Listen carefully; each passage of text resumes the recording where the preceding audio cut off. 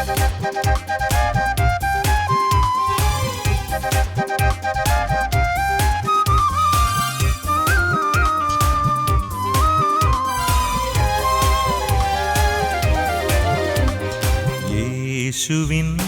വാഗ്ദാനമേ പാവനാത്മനേ, ജീവൻ നൽകുന്ന ചൈതന്യമേ പരിശുദ്ധാത്മാവേ.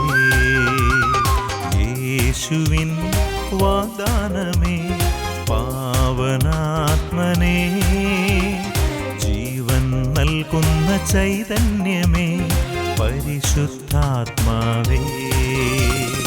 ആത്മാവേ എന്നിൽ നിറയണമേ, ആത്മാവേ എന്നിൽ നിറയണമേ, അഭിഷേകത്തിൻ നിറവായി മാറ്റണമേ, അഭിഷേകത്തിൻ നിറവായി മാറ്റണമേ.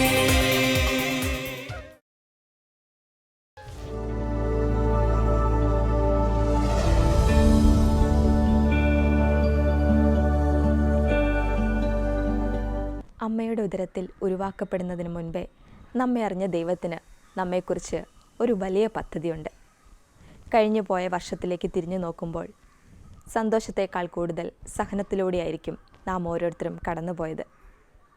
ജീവിതത്തിൻ്റെ തകർച്ചകളിലും ദൈവത്തിൻ്റെ പദ്ധതിയെ തിരിച്ചറിയുവാൻ നമുക്ക് സാധിക്കണം. കണ്ണുനീരും പുഞ്ചിരിയും നിറഞ്ഞ ദൈവിക പദ്ധതിയെ മനസ്സു പതറാതെ സന്തോഷത്തോടെ സ്വീകരിക്കാനായാൽ ജീവിതത്തെക്കുറിച്ച് എന്നും നിറമുള്ള സ്വപ്നങ്ങൾ കാണുവാൻ നമുക്ക് സാധിക്കും. ഓരോ പുതുവർഷവും കർത്താവിൻ്റെ ഒരു പുതിയ സ്നേഹത്തിൻ്റെ പ്രകടനമാണ്. കഴിഞ്ഞ കാലത്തെ തെറ്റുകൾ തിരുത്തി ദൈവിക പദ്ധതിയെ തിരിച്ചറിഞ്ഞ് ഈ പുതുവർഷത്തിൽ കൂടുതൽ ഫലം പുറപ്പെടുവിക്കുന്നവരായി തീരുവാൻ ഇന്നത്തെ ഷെമ ഇസ്രായേൽ നമ്മെ ഓരോരുത്തരെയും സഹായിക്കട്ടെ. ഇന്ന് നമ്മോട് വചനം പങ്കുവയ്ക്കുന്നത് കാരിസ് ഭവൻ ധ്യാന കേന്ദ്രത്തിലെ ഫാദർ അനീഷ് മുണ്ടിയാനിക്കലാണ്. വചനം കേട്ടുകൊണ്ട് നന്മ നിറഞ്ഞ ഒരു പുതുവർഷത്തിലേക്ക് നമുക്കും പ്രാർത്ഥിച്ചൊരുങ്ങാം. ഒരു വ്യക്തിയുടെ ജീവിത സാക്ഷ്യത്തിലൂടെ ഇന്നത്തെ വചന ശുശ്രൂഷ നമുക്ക് ശ്രവിക്കാം.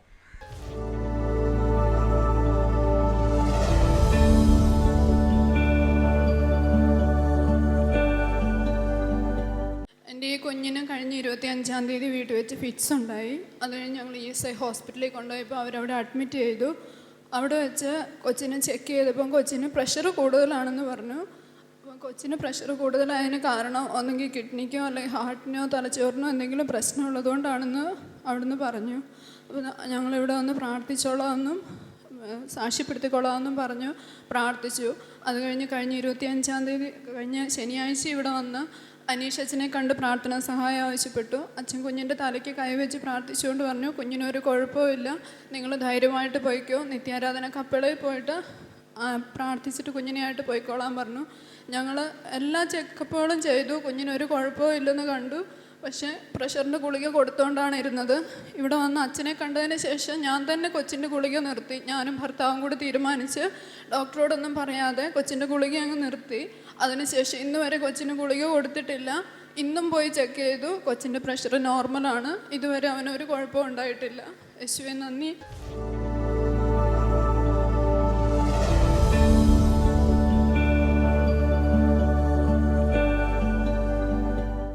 മിശിഹായിൽ ഏറ്റവും സ്നേഹം നിറഞ്ഞവരെ, ഷെമ ഇസ്രായേലിൻ്റെ ഈ എപ്പിസോഡിലേക്ക് നിങ്ങളെ ഓരോരുത്തരെയും സ്നേഹത്തോടെ സ്വാഗതം ചെയ്യുന്നു.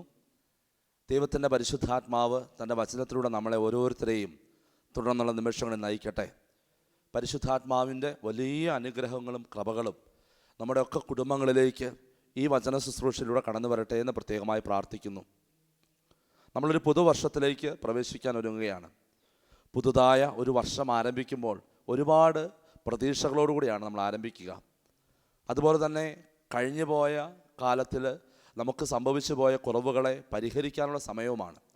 പുറകിലേക്ക് ഒന്നെത്തി നോക്കി കഴിഞ്ഞ ഒരു വർഷക്കാലം നമ്മുടെ ജീവിതത്തിൽ ദൈവം ചൊരിഞ്ഞ അനുഗ്രഹങ്ങൾക്ക് ഒരുപാട് നന്ദി പറയുകയും ഇന്നും ഈ നിമിഷവും കർത്താവിൻ്റെ സാന്നിധ്യം അനുഭവിക്കാനും ഈ ലോകം മനോഹരമായിട്ട് കാണാനുമൊക്കെ ദൈവം നമ്മളെ അനുഗ്രഹിച്ചിട്ട് നന്ദി പറയുക.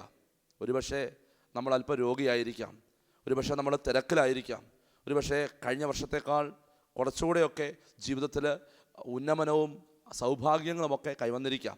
ചിലർക്കെങ്കിലും ജീവിതത്തിൽ കുറച്ചുകൂടെയൊക്കെ താഴേക്ക് പോകുന്ന ഒരു അവസ്ഥ ഉണ്ടായിട്ടുണ്ടാവാം. എങ്കിലും ദൈവത്തിന് നന്ദി പറഞ്ഞ് ഒരു നിമിഷം പ്രാർത്ഥിക്കുക. കഴിഞ്ഞു പോയ ഒരു വർഷക്കാലം ദൈവം നൽകിയ എല്ലാ അനുഗ്രഹങ്ങളെയും നന്ദി പറയുക. എൻ്റെ പ്രിയപ്പെട്ടവരെ, ദൈവം നൽകുന്ന ഏറ്റവും വലിയ അനുഗ്രഹം ജീവിതം തന്നെയാണ്. എൻ്റെ ജീവനാണ് കർത്താവ് നൽകിയ ഏറ്റവും വലിയ അനുഗ്രഹം. ദൈവം തൻ്റെ ഛായയിലും സാദൃശ്യത്തിലും സൃഷ്ടിച്ച് നമ്മളെ പൂർണ്ണമായും ദൈവത്തിൻ്റെ കൃപയും അനുഗ്രഹവും നൽകി സൗഭാഗ്യങ്ങളും അനുഗ്രഹങ്ങളുമൊക്കെ കരഗതമാക്കാൻ വേണ്ടിയാണ് ഈ ഭൂമിയിലേക്ക് വിട്ടിരിക്കുന്നത്. ഈ ഭൂമിയിലെ ജീവിതം കൊണ്ട് നമ്മളെ ഏൽപ്പിച്ച ആത്മാവിനെ ദൈവത്തിൻ്റെ കരങ്ങളിൽ ഫലമേൽപ്പിക്കുവാനുള്ള വലിയ ദൗത്യമാണ് നമ്മൾ ഓരോ ദിവസവും ചെയ്തുകൊണ്ടിരിക്കുന്നത്. നിങ്ങൾ ചെയ്യുന്ന ജോലിയും നമ്മൾ ചെയ്യുന്ന അധ്വാനവും നമ്മുടെ വിയർപ്പും ഒക്കെ നമ്മുടെ ആത്മാവിനെ രക്ഷിക്കുവാനുള്ളതാകണം. അതിനാണ് നമ്മളെ പരിശുദ്ധാത്മാവ് സഹായിക്കുക. ആത്മാവിനെ രക്ഷിക്കാൻ വേണ്ടിയുള്ള നമ്മുടെ പ്രവൃത്തികളിൽ പരിശുദ്ധാത്മാവ് നമ്മുടെ ജീവിതത്തെ സഹായിക്കുകയും ഒരുപക്ഷെ എന്തെങ്കിലും കുറവുകളുണ്ടെങ്കിൽ അത് പരിഹരിച്ച് പാപങ്ങൾ മോചിച്ച് ക്ഷമിച്ച് കൂടുതൽ അനുഗ്രഹങ്ങളിലേക്ക് നയിക്കുകയും ചെയ്യും. 2017 എന്ന ഈ പുതിയ വർഷം നമ്മുടെ ജീവിതത്തിലേക്ക് കടന്നു വരുമ്പോൾ ഒരു നിമിഷം നമുക്ക് പ്രാർത്ഥിക്കാം. ഈ വർഷം കൂടുതൽ അനുഗ്രഹദായകമാകട്ടെ എന്ന് നമുക്ക് പ്രത്യേകമായിട്ട് പ്രാർത്ഥിക്കാം. അതിനായി നമ്മുടെ പ്രതിഫലങ്ങളെയും നമ്മുടെ ജോലികളെയും നമ്മുടെ അധ്വാനങ്ങളെയും ഒക്കെ കർത്താവിൻ്റെ മുമ്പിലേക്ക് സമർപ്പിക്കാം. ഇനിയും കടന്നു വരുന്ന 12 മാസങ്ങൾ ഓരോ മാസവും ദൈവത്തിന് പൂർണ്ണമായും സമർപ്പിച്ച് നമുക്ക് മുന്നോട്ട് പോകാം. വിശുദ്ധ പൗലോസ് ശ്ലീഹ റോമാക്കാർക്ക് എഴുതിയ ലേഖനം 8-ാം അധ്യായം 28-ാമത്തെ വചനം പരിശുദ്ധാത്മാവ് വളരെ വ്യക്തമായിട്ട് നമ്മളോട് സംസാരിക്കുന്നു. ദൈവത്തെ സ്നേഹിക്കുന്നവർക്ക്, അവിടുത്തെ പദ്ധതി അനുസരിച്ച് വിളിക്കപ്പെട്ടവർക്ക് അവിടുന്ന് എല്ലാം നന്മയ്ക്കായിട്ട് പരിണമിപ്പിക്കുന്നു. എൻ്റെ പ്രിയമുള്ളവരെ, ദൈവം തന്നെയാണ് നമ്മളെ സൃഷ്ടിച്ചത്. ദൈവം തൻ്റെ ഛായയിലും സാദൃശ്യത്തിലുമാണ് നമ്മളെ സൃഷ്ടിച്ചത്. കാരണം തൻ്റെ പുത്രനായ യേശുവിൻ്റെ അതേ ഛായയും സാദൃശ്യവുമാണ് എനിക്കും നിങ്ങൾക്കും ദൈവം തന്നിരിക്കുന്നത്. ദൈവം പ്രത്യേകമായി തിരഞ്ഞെടുത്ത പരിശുദ്ധ അമ്മയുടെ അതേ ഛായയും സാദൃശ്യവുമാണ് നമുക്ക് നൽകിയിരിക്കുന്നത്. അപ്പോൾ ദൈവം തൻ്റെ സ്നേഹത്തിൻ്റെ പദ്ധതിയിൽ നമ്മളെ ഓരോരുത്തരെയും ഉൾപ്പെടുത്തിയിരിക്കുക. മറ്റൊന്നിനും വേണ്ടിയല്ല, അത് ഭൂമിയിൽ അധ്വാനിക്കാനും കഷ്ടപ്പെടാനും കാര്യങ്ങൾ മുന്നോട്ട് നീക്കാനും ഈ ഭൂമിയെ നവീകരിക്കാനും വിശുദ്ധീകരിക്കാനും ആ ഒരു ദൗത്യമാണ് ദൈവം നമ്മളെ ഓരോരുത്തരെയും ഏൽപ്പിച്ചിരിക്കുന്നത്. എന്നാൽ കാലാകാലങ്ങളായിട്ട് നമ്മൾ ഈ ഭൂമിയെ എങ്ങനെ ചൂഷണം ചെയ്യാമെന്നും ഈ ഭൂമിയെ എങ്ങനെ നമുക്ക് നമ്മുടെ ഇഷ്ടമനുസരിച്ച് ഉപയോഗിക്കാമെന്നും ഒരു വ്യക്തിയെ എങ്ങനെ എൻ്റെ ഇഷ്ടമനുസരിച്ച് വരുതിയിൽ വരുത്താമെന്നും ഉപയോഗിക്കാമെന്നുമൊക്കെ നമ്മളിങ്ങനെ വലിയ കാര്യമായിട്ട് പഠിച്ചുകൊണ്ടിരിക്കുക. അതുകൊണ്ട് കർത്താവ് പറയുന്നു, എന്നെ സ്നേഹിക്കുന്നവർക്ക്, തൻ്റെ പദ്ധതി അനുസരിച്ച് വിളിക്കപ്പെട്ടവർക്ക് അവിടുന്ന് എല്ലാം നന്മയ്ക്കായി പരിണമിപ്പിക്കും. ദൈവത്തിൻ്റെ പദ്ധതി അനുസരിച്ച് വിളിക്കപ്പെട്ടവരാണ് നമ്മൾ ഓരോരുത്തരും. അതിന് ഞാനൊരു ക്രിസ്ത്യാനിയായിരിക്കണമെന്ന് നിർബന്ധമില്ല. ദൈവത്തിൻ്റെ ഛായയിലും സാദൃശ്യത്തിലും സൃഷ്ടിക്കപ്പെട്ടിരിക്കുന്ന ഓരോ വ്യക്തികളും ദൈവത്തിൻ്റെ പദ്ധതി അനുസരിച്ച് വിളിക്കപ്പെട്ടവരാ. എന്താണ് ആ പദ്ധതി? ജെറമിയ പ്രവാചകൻ്റെ പുസ്തകത്തിൽ 29-ാമത്തെ അധ്യായത്തിൽ ജെറമിയ പ്രവാചകൻ പറയുന്നുണ്ട്, ദൈവത്തിൻ്റെ പദ്ധതി അത് നാശത്തിനുള്ള പദ്ധതിയല്ല, ക്ഷേമത്തിനുള്ള പദ്ധതിയും ശുഭമായ ഭാവിയും പ്രത്യാശയും നൽകുന്ന പദ്ധതി. നിന്നെ നശിച്ചു പോകാനായിട്ട് വിട്ടുകൊടുക്കുന്ന പദ്ധതിയല്ല, നിന്റെ ക്ഷേമത്തിനുള്ള പദ്ധതിയാണ്. ശുഭമായ ഭാവിയും പ്രത്യാശയും നൽകുന്ന പദ്ധതി. നാശത്തിനുള്ള പദ്ധതി ഒരുപക്ഷെ സഹനങ്ങൾ വരുമ്പോൾ, വേദനകൾ വരുമ്പോൾ, ഈ കഴിഞ്ഞ വർഷത്തിൽ പലതവണ നമ്മൾ കർത്താവിനെ തള്ളിപ്പറയുകയും ദൈവമുണ്ടോ എന്ന് പോലും ചോദിക്കുകയും ചെയ്തിട്ടുണ്ട്. പലപ്പോഴും പല നിരീശ്വരവാദികളും ദൈവമില്ല എന്ന് പഠിപ്പിക്കുന്ന പ്രത്യയശാസ്ത്രങ്ങളിൽ വിശ്വസിക്കുന്നവരുമൊക്കെ ചോദിക്കുന്ന ചോദ്യം, ദൈവമുണ്ടെങ്കിൽ പിന്നെന്തിന് സഹനം? ദൈവമുണ്ടെങ്കിൽ പിന്നെ എങ്ങനെ ദുഃഖങ്ങൾ? ദൈവമുണ്ടെങ്കിൽ പിന്നെ എങ്ങനെ രോഗങ്ങൾ? എൻ്റെ പ്രിയപ്പെട്ടവരെ, അതിനൊരൊറ്റ ഉത്തരമേ ഉള്ളൂ. ദൈവപുത്രനായിട്ട് ഭൂമിയിൽ വന്ന യേശുനാഥൻ സഹനങ്ങളും വേദനകളും ദുഃഖങ്ങളും ഒക്കെ ഏറ്റെടുത്തവനാണ്. ഒരു ജീവിതത്തിൻ്റെ സകല ദുഃഖങ്ങളും യേശുവിനുണ്ടായിരുന്നു. കുരിശിൽ ആണികളാൽ തറയ്ക്കപ്പെട്ട് ആകാശത്തിനും ഭൂമിക്കും മധ്യേ പേർഷ്യക്കാരുടെ ഏറ്റവും കിരാതമായ ഒരു മരണം സ്വീകരിക്കുമ്പോൾ ആകാശത്തിനും ഭൂമിക്കും വേണ്ടാത്തവനായി രണ്ടിൻ്റെയും മധ്യേ മരിക്കുന്ന യേശുവിനോളം സഹനങ്ങൾ എൻ്റെയും നിങ്ങളുടെയും ജീവിതത്തിലില്ല എന്ന് മനസ്സിലാക്കണം. അപ്പോൾ ദൈവത്തിൻ്റെ പദ്ധതിയിൽ സഹനമില്ലാതിരിക്കാനായിട്ടാവില്ല. സഹനമില്ലാത്ത ഒരു പദ്ധതി ദൈവത്തിൻ്റെ പദ്ധതിയല്ല. സഹനമില്ലാത്ത പദ്ധതി, എളുപ്പത്തിൽ കാര്യങ്ങൾ നേടിയെടുക്കുന്ന പദ്ധതി, പെട്ടെന്ന് സ്വന്തമാക്കുന്ന പദ്ധതി, പെട്ടെന്ന് പണക്കാരനാകുന്ന പദ്ധതി, പെട്ടെന്ന് ജോലി കിട്ടുന്ന പദ്ധതി, പെട്ടെന്ന് വിവാഹം നടക്കുന്ന പദ്ധതി, പെട്ടെന്ന് എല്ലാ കാര്യങ്ങളും നടക്കുന്ന പദ്ധതി ദൈവത്തിൻ്റെ പദ്ധതിയാകണമെന്ന് നിർബന്ധമില്ല. കാരണം ദൈവം സൃഷ്ടികർമ്മം പോലും നടത്തുന്നത് ദിവസങ്ങളെടുത്ത 6 ദിവസം കൊണ്ടാണ് ദൈവം സൃഷ്ടികർമ്മം നടത്തുന്നത്. ഒറ്റ ദിവസം കൊണ്ട് തനിക്ക് സൃഷ്ടിക്കാമായിരുന്നു എങ്കിലും ദൈവം 6 ദിവസം കൊണ്ടാണ് സൃഷ്ടി ചെയ്യുന്നത്, ആ സൃഷ്ടികർമ്മം പൂർത്തിയാക്കുന്നത്. അതിനുശേഷം ഒരു ദിവസം വിശ്രമത്തിനായിട്ട് വിട്ടുകൊടുക്കുന്നു. ആ ഒരു വിശ്രമവും എൻ്റെ പ്രിയപ്പെട്ടവരെ ദൈവത്തിൻ്റെ പദ്ധതിയുടെ ഭാഗമാണ്. അതുകൊണ്ട് ദൈവത്തിൻ്റെ പദ്ധതി എന്ന് പറയുന്നത് സഹനമില്ലാത്ത പദ്ധതിയല്ല. ദൈവത്തിൻ്റെ പദ്ധതി എന്ന് പറയുന്നത് വേദനയില്ലാത്ത പദ്ധതിയല്ല. ദൈവത്തിൻ്റെ പദ്ധതികളിൽ വേദനയുണ്ട്. എൻ്റെ പ്രിയപ്പെട്ട മകനെ മകളെ, ഇത് കേട്ടുകൊണ്ടിരിക്കുമ്പോൾ നിങ്ങൾ വേദനയുടെ നടുവിലും സങ്കടത്തിൻ്റെ നടുവിലും ദുഃഖത്തിൻ്റെ നടുവിലുമാണെങ്കിൽ ഒരിക്കലും പരിതപിക്കരുത്, ഒരിക്കലും നിരാശപ്പെടരുത്, ഒരിക്കലും കുറ്റം പറയരുത്. ഇത് ദൈവത്തിൻ്റെ പദ്ധതിയല്ല എന്ന് പറഞ്ഞ്. ദൈവത്തിൻ്റെ പദ്ധതിയിൽ വേദനകളും ദുഃഖങ്ങളുമുണ്ട്. കാരണം വചനം പഠിപ്പിക്കുന്നു ദൈവത്തിൻ്റെ പദ്ധതി എന്താണ്? അത് ശുഭമായ ഭാവി നൽകുന്ന പദ്ധതിയാണ്. ശുഭമായ ഭാവി എന്ന് ദൈവം ഉദ്ദേശിക്കുന്നത് പ്രിയപ്പെട്ടവരെ ഈ ലോകത്തിൽ കാണുന്ന ഭാവി ജീവിതമാകണമെന്ന് യാതൊരു നിർബന്ധവുമില്ല. ഒരു പക്ഷേ ഇന്ന് നീ സഹിക്കുന്ന ഇന്ന് നിൻ്റെ വേദനകൾ, നിൻ്റെ ദുഃഖങ്ങൾ ഒക്കെ ഒരു പക്ഷേ അത് നാളെ നിനക്ക് സന്തോഷമായിട്ട് ഭവിച്ചേക്കാം. ആ ദുഃഖങ്ങളൊക്കെ വേദനകളായി മാറിയേക്കാം. ഒരു പെൺകുട്ടി, ഒരുപാട് പഠിക്കാൻ കഴിവുള്ളൊരു പെൺകുട്ടി, അവൾ കോളേജിൽ പോകുന്നില്ല, ഇനി പഠനം നിർത്താൻ പോവുകയാണ് എന്നൊക്കെ പറഞ്ഞ് കാണാനായിട്ട് വന്നപ്പോൾ അവളുടെ മാതാപിതാക്കളും അവളും പറഞ്ഞത് ഇനി അവൾക്ക് പഠിക്കാൻ താല്പര്യമില്ല. കാരണം പുതിയ ഒരു ക്ലാസ്സിൽ ചെന്ന് ചേർന്ന് കഴിഞ്ഞപ്പോൾ അവിടെ ചെയ്യേണ്ട കാര്യങ്ങളും പഠിക്കേണ്ട കാര്യങ്ങളും ഒക്കെ ഓർത്തപ്പോൾ അവൾക്ക് ഒരുപാട് വിഷമമായി. അതൊന്നും അവൾക്ക് വിജയകരമായിട്ട് ചെയ്യാൻ പറ്റുന്നില്ല. പലതും പരാജയപ്പെട്ടു പോകുന്നു. 1-2 തവണ പരിശ്രമിച്ചിട്ട് പരാജയപ്പെട്ടു പോകുന്നു. അങ്ങനെ 5-6 മാസം തള്ളി നീക്കി ഇനി മുന്നോട്ട് പോകാൻ ഞങ്ങൾക്കാവില്ല എന്ന് ഈ മകൾ പറയുകയാണ്. എൻ്റെ പ്രിയപ്പെട്ടവരെ, അപ്പോൾ ഞാൻ ചോദിച്ചു, മോളെ നീ ഒന്ന് ചിന്തിക്ക്.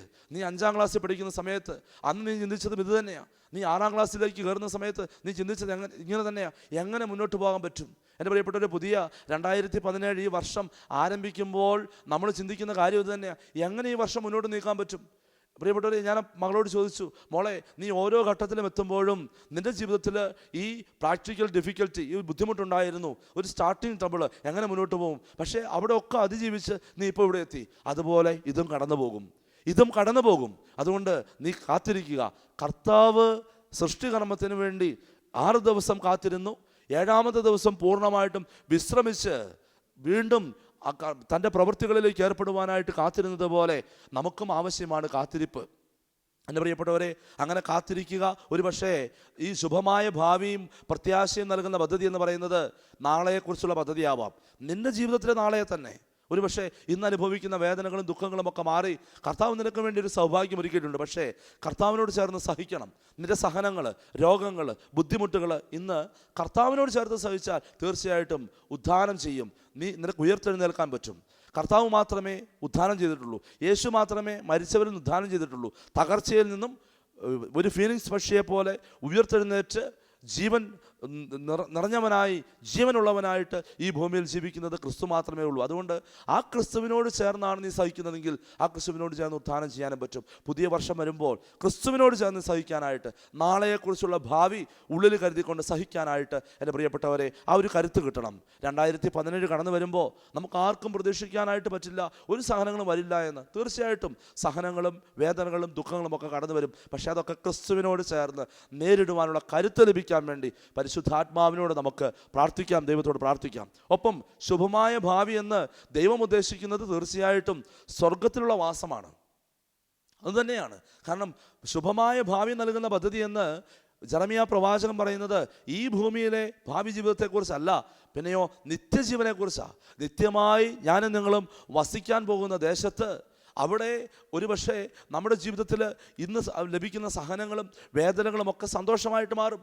അതുകൊണ്ടാണ് വചനം പഠിപ്പിക്കുന്നത് നിങ്ങളുടെ ദുഃഖം സന്തോഷമായി മാറും, നിങ്ങളുടെ സങ്കടങ്ങൾ ചിരിയായി മാറും, നിൻ്റെ കരച്ചിൽ ചിരിയായിട്ട് മാറും. എൻ്റെ പ്രിയപ്പെട്ടവരൊക്കെ ദൈവത്തിന് സാധിക്കും. അതുകൊണ്ട് നിത്യജീവന് വേണ്ടി ഒരുങ്ങുന്നവരാണ് നമ്മൾ. നിത്യമായുള്ള ജീവിതത്തിൽ സന്തോഷം കണ്ടെത്താൻ വേണ്ടി നമ്മൾ കാണുന്നുണ്ട്. ലൂക്കായുടെ സുവിശേഷത്തിൽ ലാസറിൻ്റെയും ധനവാന്റെയും ഉപമ ഈശോ വളരെ വ്യക്തമായിട്ടാണ് അവതരിപ്പിക്കുന്നത്. ധനവാൻ ഈ ലോകത്തിൽ ഒരുപാട് സന്തോഷങ്ങൾ അനുഭവിച്ചവനാണ്. ഒന്നിനും ഒരു കുറവുണ്ടായിരുന്നില്ല. സമ്പത്തിന് സമ്പത്ത്, മക്കൾക്ക് മക്കൾ, വീടിന് വീട്, എല്ലാ സൗകര്യങ്ങളും അവനുണ്ട്. ജോലിക്ക് ജോലി, അധ്വാനിക്കുന്നതിനൊക്കെ ഫലം ഒക്കെ ഉണ്ട്. പക്ഷേ മരണശേഷം അവൻ സമൂഹിക്കപ്പെട്ടത് നരകത്തിലേക്കാണ്. മറ്റൊന്നും കൊണ്ടുമല്ല, അവൻ അനുഭവിച്ച സൗഭാഗ്യങ്ങളുടെ നടുവിൽ അവന് സഹനമില്ലാത്തതിൻ്റെ പേരിൽ ഒരു പക്ഷേ അവൻ നരകത്തിലേക്ക് പോയെന്ന് പോലും പറയേണ്ടി വരും. അത് മാത്രമല്ല കേട്ടോ, ലാസർ എന്ന മനുഷ്യനെ തൊട്ട് മുമ്പിൽ കിടക്കുന്ന പാവപ്പെട്ടവനായ മനുഷ്യൻ, ലാസർ എന്ന മനുഷ്യൻ, ആ മനുഷ്യനെ കാണാനുള്ള കണ്ണ് തുറന്നിരുന്നില്ല. അതാണ് പ്രശ്നം. കണ്ണ് തുറക്കാത്ത വ്യക്തികളെ കർത്താവിൻ്റെ കൃപയിൽ സ്വീകരിക്കാനായിട്ട് കർത്താവിന് സാധിക്കില്ല. അതുകൊണ്ട് ദൈവത്തിൻ്റെ പദ്ധതി നിത്യമായ പദ്ധതിയാണ്, നിൻ്റെ നാശത്തിനുള്ള പദ്ധതിയല്ല. ലാസറിൻ്റെ മരണം നാശമായിരുന്നില്ല. ധനവാന്റെ ലാസറിൻ്റെ ഉപമയിൽ ലാസർ മരണത്തോടു കൂടി നിത്യജീവനിലേക്ക് പ്രവേശിക്കുന്നതായിട്ട് ഈശോ വ്യക്തമായിട്ട് പഠിപ്പിക്കുന്നു. അപ്പോൾ തീർച്ചയാണ് ആ ലാസർ ആ ധനിവൻ്റെ പടിവാതിൽക്കൽ കിടന്ന് ഒരുപാട് കഷ്ടപ്പാടുകളും ദുരിതങ്ങളും സഹിച്ചെങ്കിലും അവൻ്റെ നിത്യജീവിതത്തിൽ അവൻ അബ്രാഹത്തിൻ്റെ മടിയിലായിരുന്നുവെന്ന് വചനം പഠിപ്പിക്കുന്നു, യേശു സാക്ഷ്യപ്പെടുത്തുന്നു. അങ്ങനെയെങ്കിൽ എൻ്റെ പ്രിയപ്പെട്ടവരെ, ഈ ഒരു വർഷക്കാലം ഇനി കടന്നു വരാനിരിക്കുന്ന സഹനങ്ങളെ നമ്മൾ നേരിടുമ്പോൾ ഇങ്ങനൊരു പ്രത്യാശ ഉണ്ടാകണം. ദൈവം അനുവദിച്ചിരിക്കുന്ന ഈ സഹനങ്ങളും വേദനകളും ബുദ്ധിമുട്ടുകളും സങ്കടങ്ങളും ഒക്കെ കടന്നു വരുമ്പോൾ അത് കർത്താവ് എന്നെ നിത്യജീവനും വേണ്ടി ഒരുക്കുന്നതാണെന്ന് മനസ്സിലാക്കാൻ സാധിക്കണം. അതോടൊപ്പം തന്നെ സമ്പത്തുള്ളവർ ദാനം ചെയ്യുവാനും മറ്റുള്ളവർക്ക് പങ്കുവെച്ച് കൊടുക്കുവാനുള്ള മനോഭാവത്തിലേക്ക് വളർന്നു വരണമെന്നും കൂടി കർത്താവ് നമ്മളെ പഠിപ്പിക്കുകയാണ്. അതുകൊണ്ട് എൻ്റെ പ്രിയപ്പെട്ടവരെ, ഈ ഒരു വർഷം കടന്നു വരുമ്പോൾ നമുക്ക് പ്രത്യേകമായിട്ട് പ്രാർത്ഥിച്ചൊരുങ്ങേണ്ട കാര്യം, പുതുവർഷത്തെ വരവേൽക്കുമ്പോൾ സഹനങ്ങളും വേദനകളും വരുമ്പോൾ സന്തോഷത്തോടെ സ്വീകരിക്കാൻ സാധിക്കണം. ഒപ്പം രണ്ടാമത്തെ കാര്യം, ഈ ഒരു പ്രധാനപ്പെട്ട കാര്യം, തെറ്റുകൾ പറ്റിയ കാലമാണ് കഴിഞ്ഞൊരു വർഷക്കാലം. ഒരുപാട് തെറ്റുകൾ നമ്മുടെ ജീവിതത്തിൽ സംഭവിച്ചിട്ടുണ്ട്. ആ തെറ്റുകളൊക്കെ നമ്മളെ പഠിപ്പിക്കണം. പ്രിയപ്പെട്ടവരെ, പ്രശസ്തരായ പലരും പറയാറുണ്ട്, തെറ്റുകൾ സംഭവിക്കുക സാധാരണമാണ്, തിരുത്തുക എന്നുള്ളത് പ്രധാനപ്പെട്ട കാര്യമാണ്. തെറ്റുകൾ തിരുത്താത്തവൻ ശുദ്ധ മണ്ടനാണ്, അവൻ ഭോഷനാണ്. കാരണം അവൻ്റെ ജീവിതത്തിൽ വന്നുപോയ തെറ്റുകൾ അത് അവനെ ഒരു കാര്യങ്ങളും പഠിപ്പിക്കുന്നില്ല എങ്കിൽ, ഒന്നും തന്നെ പഠിപ്പിക്കുന്നില്ല എങ്കിൽ അവന് ജീവിതത്തിൽ മുന്നോട്ട് പോകാൻ പറ്റില്ല. ഓരോ സ്റ്റെപ്പിലും മുന്നോട്ട് വയ്ക്കുമ്പോൾ കഴിഞ്ഞു പോയ കാലഘട്ടത്തിൽ പറ്റിപ്പോയ പരാജയങ്ങൾ വീണ്ടും ആവർത്തിക്കാൻ ഇടവരരുത്. ഈ കഴിഞ്ഞ വർഷം നിനക്ക് എവിടെയൊക്കെയാണ് പരാജയങ്ങൾ സംഭവിച്ചത്, നിൻ്റെ പ്രവൃത്തികൾ എവിടെയൊക്കെയാണ് നിനക്ക് പിഴച്ചു പോയത്, നിൻ്റെ വാക്കുകൾ എവിടെയൊക്കെയാണ് നിനക്ക് പിഴച്ചു പോയത്, നിൻ്റെ ചിന്തകളിൽ എവിടെയൊക്കെയാണ് നിനക്ക് പിഴച്ചു പോയത്, ആ പിഴച്ചു പോയതിനെ അതിനെ പൂർണ്ണമായിട്ട് ഉപേക്ഷിക്കാൻ, വീണ്ടും അത് ജീവിതത്തിലേക്ക് കടന്നു വരാതിരിക്കാൻ വരുന്ന ഒരു വർഷക്കാലം ആത്മാർത്ഥമായിട്ട് പരിശ്രമിക്കണം. അതിനുവേണ്ടി പരിശ്രമിക്കുവാൻ തീരുമാനമെടുക്കേണ്ട സമയമായത്. പലപ്പോഴും പലർക്കും തെറ്റുകൾ തിരുത്താൻ പറ്റാതെ പോകുന്നുണ്ട്. എന്നും പുറകോട്ട് തിരിഞ്ഞു നോക്കുന്നവന് തിരുത്താനായിട്ട് സാധിക്കും. കാരണം തെറ്റുകൾ തിരുത്തുന്നവനൊക്കെയാണ് കർത്താവ് വിജയം സമ്മാനിക്കുക. അതുകൊണ്ട് വരുന്ന വർഷക്കാലം കടന്നു വന്ന വഴികളിൽ എവിടെയൊക്കെ തെറ്റുകൾ പറ്റിയിട്ടുണ്ട് അതൊക്കെ തിരുത്താൻ സാധിക്കണം. നിന്റെ തീരുമാനങ്ങളിൽ തെറ്റുപറ്റിയിട്ടുണ്ടെങ്കിൽ വരുന്ന വർഷം തീരുമാനങ്ങളിൽ തെറ്റുപറ്റാതിരിക്കട്ടെ. ഒരു പക്ഷേ ആത്മീയ ജീവിതത്തിൽ നിനക്ക് ഒരുപാട് പരാജയങ്ങൾ സംഭവിച്ചിട്ടുണ്ട്. ദേവാലയത്തിൽ പോകുവാനോ പ്രാർത്ഥിക്കാനോ വിശുദ്ധ ജീവിതം നടത്തുവാനോ പുണ്യപ്രവൃത്തികൾ ചെയ്യാനോ ഒക്കെ സാധിക്കാതെ പോയിട്ടുണ്ടാവും. ഒരുപാട് പുണ്യപ്രവൃത്തികൾ ചെയ്യാൻ ആഗ്രഹിച്ചിട്ട് പറ്റാതെ പോയിട്ടുണ്ടാവും. പക്ഷേ വരുന്ന വർഷക്കാലം പുത്തൻ തീരുമാനങ്ങൾ എടുക്കാം, പുതിയ തീരുമാനങ്ങൾ എടുക്കാം. തെറ്റുകൾ പറ്റാതെ വിശുദ്ധിയിൽ മുന്നോട്ട് പോകുവാൻ ദൈവം നമ്മളെ ഓരോരുത്തരെയും സഹായിക്കട്ടെ എന്ന് പ്രത്യേകമായിട്ട് പ്രാർത്ഥിക്കാം. അങ്ങനൊരു പ്രതീക്ഷ നമ്മുടെ മുന്നിലുണ്ടാകട്ടെ. മൂന്നാമത്തെ കാര്യം, എൻ്റെ പ്രിയപ്പെട്ടവരെ, പുതിയൊരു വർഷം കടന്നു വരുമ്പോൾ, പുതിയൊരു കാര്യം കടന്നു വരുമ്പോൾ നമ്മളൊക്കെ ഒരുപാട് പ്രതീക്ഷയോടെ കാത്തിരിക്കുന്നത്. ഒരുപാട് പ്രതീക്ഷകൾ വേണം, സ്വപ്നങ്ങൾ വേണം. തീർച്ചയായിട്ടും ആ സ്വപ്നങ്ങൾ ഫലവത്താക്കുവാൻ, ആ സ്വപ്നങ്ങൾ തീർച്ചയായിട്ടും ആ സ്വപ്നങ്ങൾ ഫലം പ്രാപിക്കുവാൻ, ഫലം പോകുവാനായിട്ട് കർത്താവാണ് നമ്മളെ സഹായിക്കുന്നത്. സ്വപ്നങ്ങൾ എപ്പോഴും നമ്മുടെ ഉള്ളിൽ തന്നെ ഇരിക്കും. ആയുസ്സും ആരോഗ്യവും ഒക്കെ ഉണ്ടെങ്കിൽ അത് നമുക്ക് നേടിയെടുക്കാൻ സാധിക്കും. പക്ഷേ അത് തരുന്നത് കർത്താവാണ്. അതുകൊണ്ട് പൂർണ്ണമായും കർത്താവിൻ്റെ കരങ്ങളിലേക്ക് വരുന്ന വർഷത്തെ ഏൽപ്പിക്കുക. പ്രതീക്ഷകൾ കർത്താവിന് മുമ്പിലേക്ക് സമർപ്പിക്കുക. നിൻ്റെ ജീവിതത്തെക്കുറിച്ചുള്ള പ്രത്യാശകൾ കർത്താവിന് മുമ്പിൽ സമർപ്പിക്കുക. ഇസ്രായേൽ ജനം ഒരുപാട് കാത്തിരുന്നതാണ് ഈജിപ്തിൽ നിന്ന് പുറത്തു കടന്ന ശേഷം വീണ്ടും അവർ കാത്തിരുന്നു കാനാൻ ദേശത്തെക്കുറിച്ചുള്ള വലിയ പ്രതീക്ഷയുമായിട്ട്. മോശ അങ്ങനൊരു കാര്യം കർത്താവ് പറഞ്ഞ ഒരു സന്ദേശം ഇസ്രായേൽ ജനത്തിൻ്റെ മുഴുവൻ മുമ്പിൽ സമർപ്പിക്കുമ്പോൾ അവരൊരുപാട് പ്രതീക്ഷയുടെ നെഞ്ചിലേറ്റുകയാണ്. പക്ഷേ ആ പ്രതീക്ഷ പൂവണിയാനായിട്ട് 40 വർഷക്കാലത്തോളം അവർ കാത്തിരിക്കേണ്ടി വന്നു. പ്രിയപ്പെട്ടവരെ, നമ്മുടെ പ്രതീക്ഷകൾ അത് ദൈവത്തിലാണ് അർപ്പിച്ചിരിക്കുന്നതെങ്കിൽ ആ പ്രതീക്ഷ അത് ഫലമണിയുവാനായിട്ട് ദൈവം ആഗ്രഹിക്കുന്ന ഒരു കാത്തിരിപ്പിന് ആവശ്യമാണ്. അത് തീർച്ചയുള്ള കാര്യമാണ്. കാരണം വചനം പഠിപ്പിക്കുന്നുണ്ട്, ദൈവത്തിനൊരു സമയമുണ്ട്. ജ്ഞാനത്തിൻ്റെ പുസ്തകം പഠിപ്പിക്കുന്നു, ദൈവത്തിന് എല്ലാറ്റിനും സമയമുണ്ട്. അതുകൊണ്ട് ദൈവത്തിനൊരു സമയമുണ്ട്. നമ്മളതിന് കൈറോസ് എന്ന് പേരിടും. കൈറോസ് എന്നാൽ ദൈവത്തിൻ്റെ സ്വന്തം സമയം. എല്ലാറ്റിനും ദൈവത്തിനൊരു സമയമുണ്ട്. പ്രതീക്ഷയോടെ കാത്തിരിക്കുമ്പോൾ കർത്താവിൻ്റെ ഇഷ്ടപ്രകാരം, ദൈവത്തിൻ്റെ ഇഷ്ടമനുസരിച്ച് ജീവിച്ച് കാത്തിരിക്കുക. കർത്താവ് പ്രതിഫലം നൽകുക തന്നെ ചെയ്യും. ഒരിക്കലും കർത്താവ് നമ്മളെ കൈവിടില്ല. നിലവിളിച്ച് അപേക്ഷിക്കുന്നവരെ, പ്രതീക്ഷയോടെ കാത്തിരിക്കുന്നവരെ കർത്താവ് ഉപേക്ഷിക്കില്ല. 40 വർഷക്കാലം മരുഭൂമിയിലൂടെ നടക്കേണ്ടി വന്നെങ്കിലും അവരെ കർത്താവ് വാഗ്ദാനം ചെയ്ത നാട്ടിൽ തന്നെ, പ്രതീക്ഷയുടെ നാട്ടിൽ തന്നെ, തേനും പാലും ഒഴുകുന്ന നാട്ടിൽ തന്നെ കർത്താവ് എത്തിച്ചു. അതുകൊണ്ട് പ്രതീക്ഷയോടെ നമുക്ക് കാത്തിരിക്കാം. പുതിയൊരു 2017 നമ്മുടെ ജീവിതത്തിലേക്ക് കടന്നു വരുമ്പോൾ, ഈ ഒരു വർഷം കടന്നു വരുമ്പോൾ പ്രതീക്ഷയോടെ കാത്തിരിക്കാം, ദൈവത്തിൽ വിശ്വസിച്ച് കാത്തിരിക്കാം. കർത്താവ് നമ്മളെ ഓരോരുത്തരെയും അതിനായി സഹായിക്കട്ടെ, അനുഗ്രഹിക്കട്ടെ.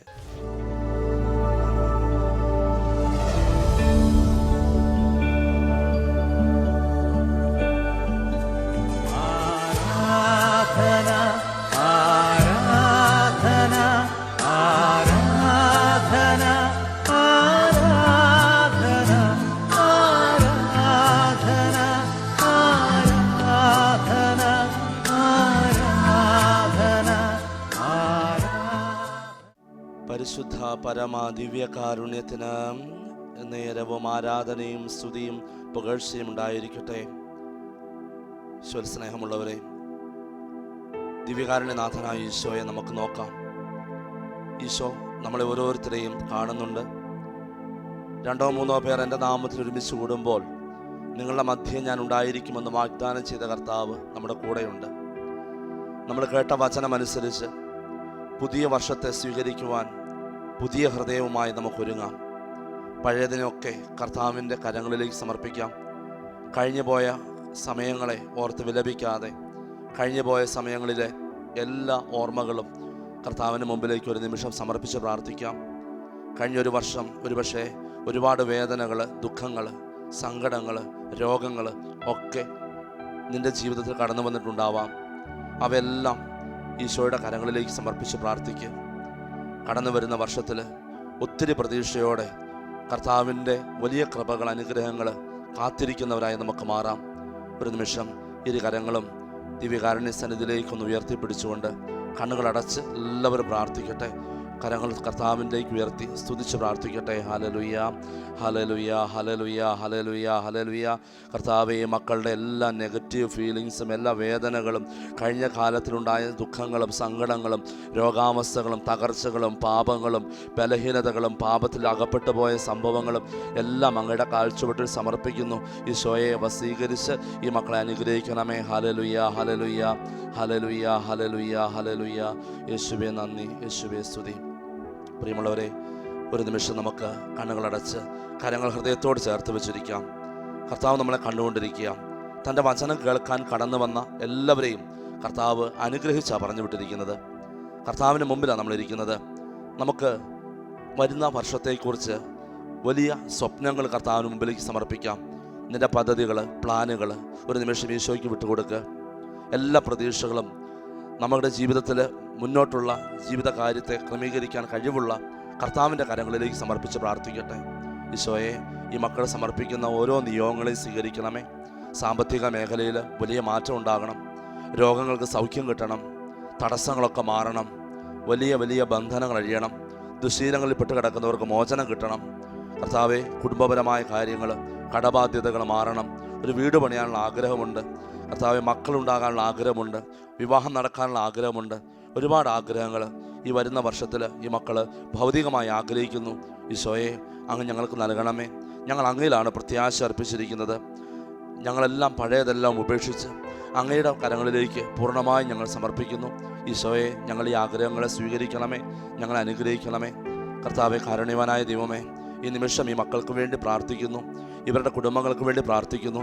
കർത്താവെ, അങ്ങയുടെ വചനം കേട്ട് അങ്ങയുടെ വചനത്തിൻ്റെ ശക്തി അറിയുന്ന ഈ മക്കളെ ഓരോരുത്തരെയും അനുഗ്രഹിക്കണമേ.